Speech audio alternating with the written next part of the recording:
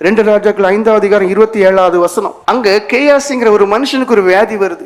எதனால அந்த வியாதி வரும்? பாவத்தினால, பொய் சொல்றான், பொருளாசைனால. வாசிங்க.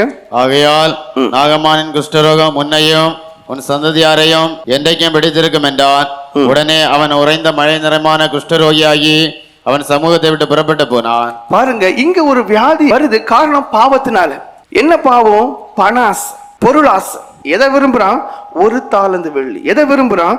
2 மாற்று வஸ்திரம். பாவம். அதை எத்தனை நாள் தான் உடுக்க முடியும்? குஷ்டரோகம் வந்துட்டு கண்டிப்பா உடுக்க முடியாது. 1 தாலந்து என்ன செய்ய முடியும்? பாளையத்துக்கு புறம்பா கடப்பா, முடிஞ்சு போச்சு. இப்ப எவ்வளவு பொய் சொல்லி சம்பாத்தியம் பண்றீங்க.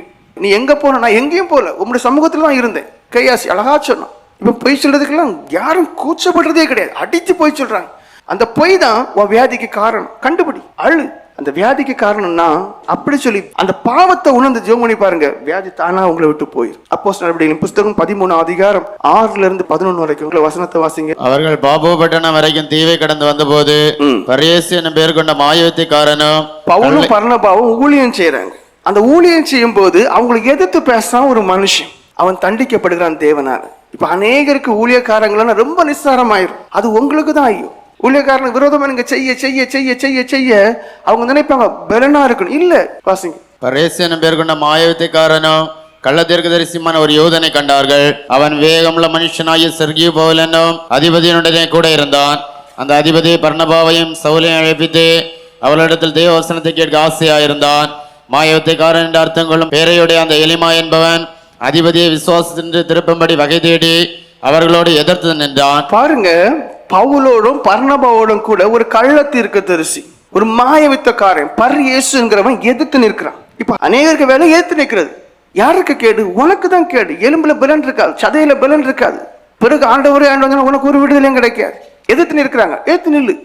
அப்பொழுது பவர் என்று சொல்லப்பட்ட சவுல் பரிசுத்த ஆவியினால் நிறைந்தவனாய் அவனை உற்று பார்த்து, எல்லா கபடமும் எல்லா பொல்லாங்கும் நிறைந்தவனே, பிசாசின் மகனே, நீதிக்கெல்லாம் பகைஞனே, கர்த்தருடைய செம்மையான வழிகளை புரட்டுவதில் ஓய மாட்டாயோ?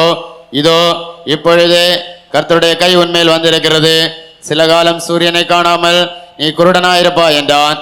உடனே மந்தாரமும் இருளும் அவன் மேல் விழுந்தது. பாருங்கள், உடனே மந்தாரமும் இருளும் அவன் மேல் விழுந்தது. எத்தனையோ நல்ல நல்ல விசுவாசிகள் கெட்டவங்க கூட சேர்ந்து குறை சொல்ல ஆரம்பிச்சு கடைசி பாருங்க இருதய கடினம் பிடிச்சி வீட்டுல மனைவிக்கு சுகம் இல்லாம ஆகி செய்யக்கூடிய தொழில் ஆசீர்வாதம் இல்லாம ஆகி இருள் பிடிச்சவங்களா இருக்கிறாங்க.